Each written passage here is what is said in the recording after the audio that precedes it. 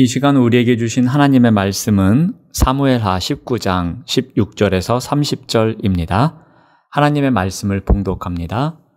바후림에 있는 베냐민 사람 게라의 아들 시므이가 급히 유다 사람과 함께 다윗 왕을 맞으러 내려올 때에 베냐민 사람 1000명이 그와 함께하고 사울 집안의 종 시바도 그의 아들 15과 종 20명과 더불어 그와 함께하여 요단강을 밟고 건너 왕 앞으로 나아오니라.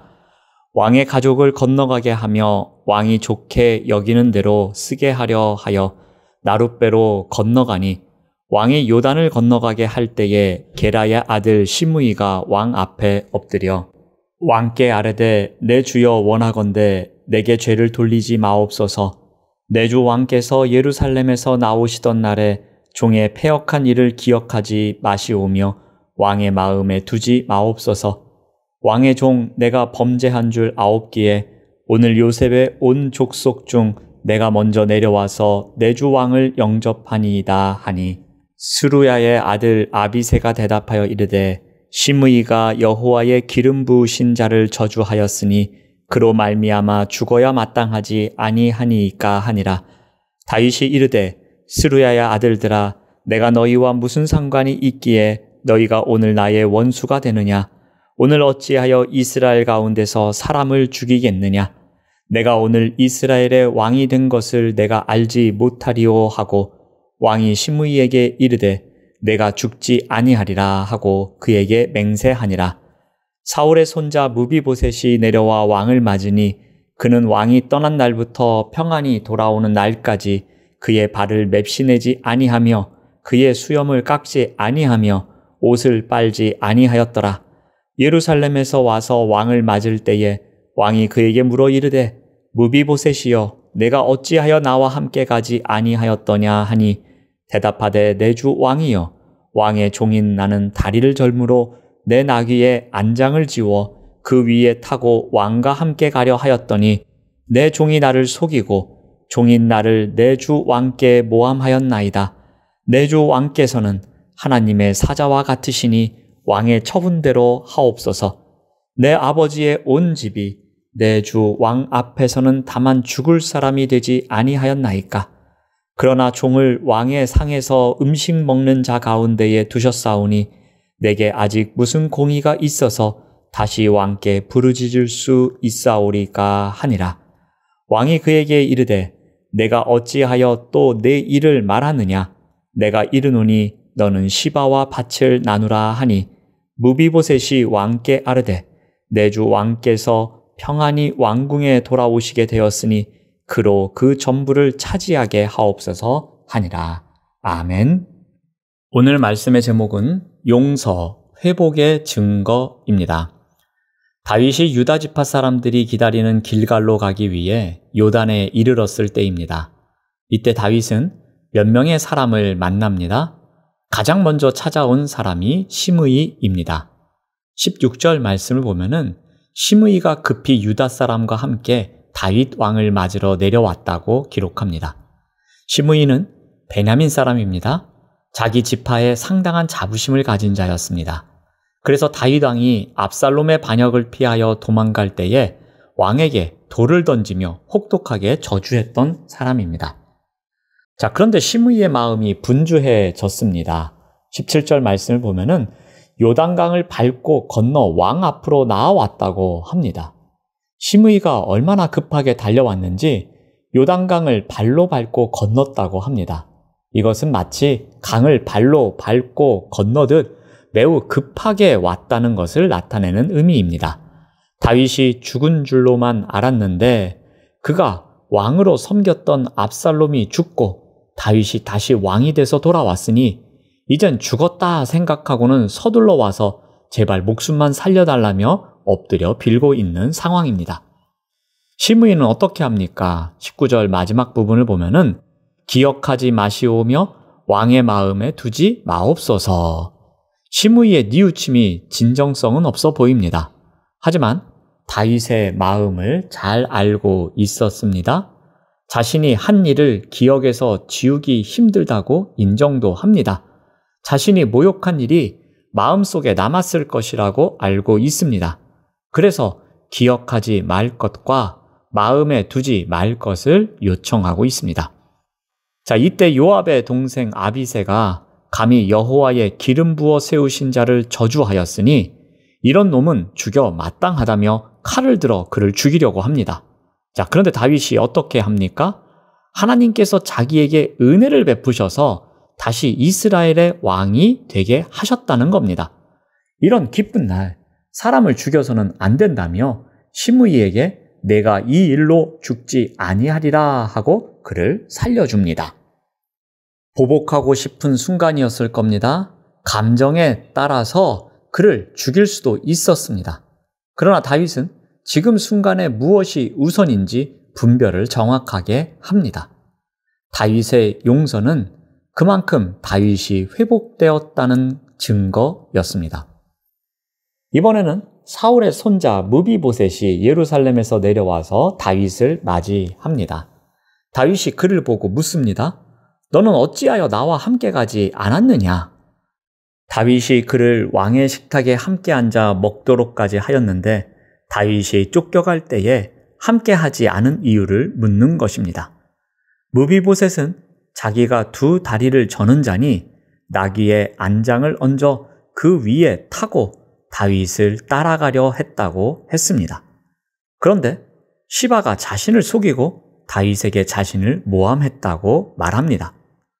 그래서 그동안 무비보셋은 어떻게 지냈다고 이야기합니까?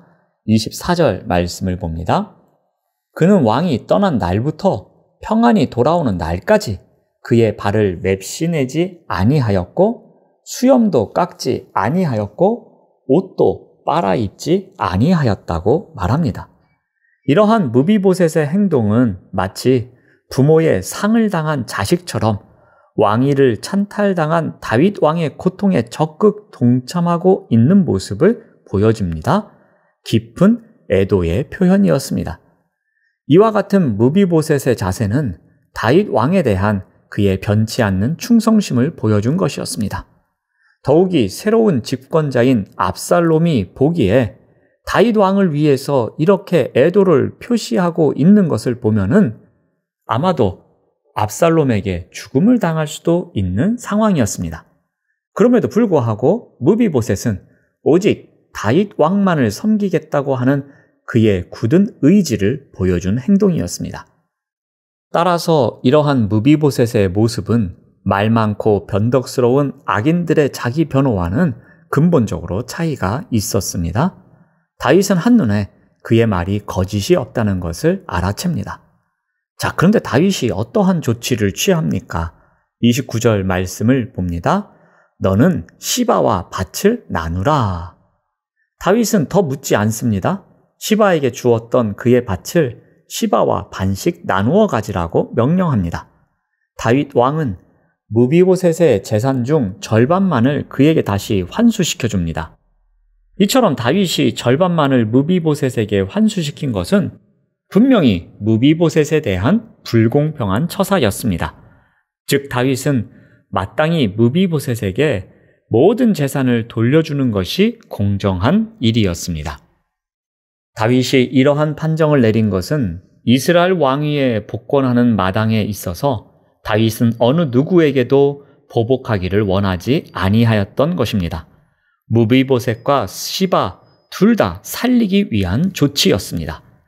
만약에 무비보셋의 말이 진실이라는 것을 확인하고 또한 시바를 추궁하였다면 그의 주인을 속이고 다윗에게 모함한 것이 밝혀졌을 것입니다. 그러면 시바를 당연히 죽여야만 했던 것입니다. 다윗은 무비보셋을 향한 오해도 풀었지만 시바도 죽이지 않으려 합니다. 하나님께서 그에게 은혜를 베풀어 주신 날 한 사람도 죽이지 않기를 바라는 것입니다. 그러므로 다윗은 이 일을 더 묻지 않기로 하고 시바와 무비보셋을 다 용서하여 다 함께 기쁨을 나누도록 합니다. 다윗의 용서는 그만큼 다윗이 회복되었다는 증거가 되고 있습니다. 다윗의 입장에서 보면 시므이도 시바도 도저히 용서할 수 없는 일을 저질렀습니다. 다윗은 한마디 말만 하면 그들을 응징할 수 있었습니다. 다윗이 당장 모욕감을 되갚을 수 있었습니다. 자신이 무비보셋을 오해하도록 거짓을 일삼을 시바에게서 모든 것을 빼앗을 수 있었습니다. 그러나 다윗은 감정이 앞서지 않았습니다. 지금 필요한 것이 용서임을 알았습니다. 다윗은 무엇이 우선인지 분별했습니다. 자칫 피바람이 몰아칠 수 있는 순간이었습니다. 그러나 분별력이 회복된 다윗은 지금 무엇이 이스라엘 공동체의 우선인지 알았습니다.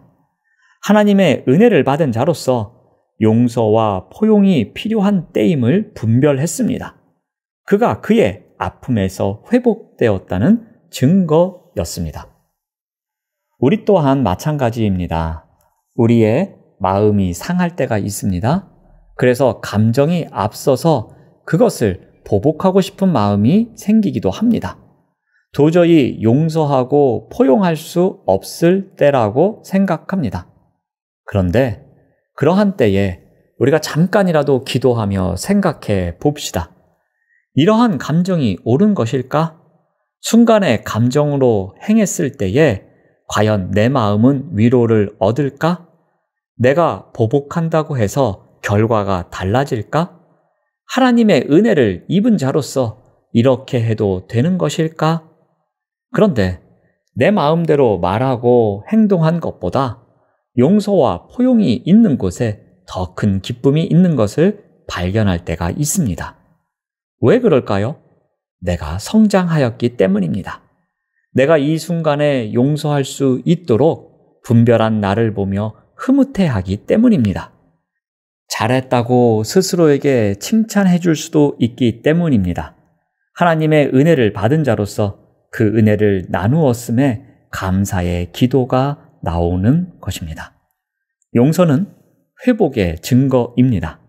내가 도저히 용서할 수 없는 상황 가운데 용서하였다는 것은 내가 그만큼 성장했다는 증거이며 상대방에게 받은 아픔을 잊고 있다는 회복의 증거가 되는 것입니다. 기도하겠습니다. 하나님 감사합니다. 용서할 수 없는 순간에도 용서하는 나의 모습을 보면서 내가 이만큼 회복되었구나 하며 기뻐하는 우리의 삶이 되도록 인도하여 주시옵소서. 예수님의 이름으로 기도드립니다. 아멘. 생명의 말씀으로 나를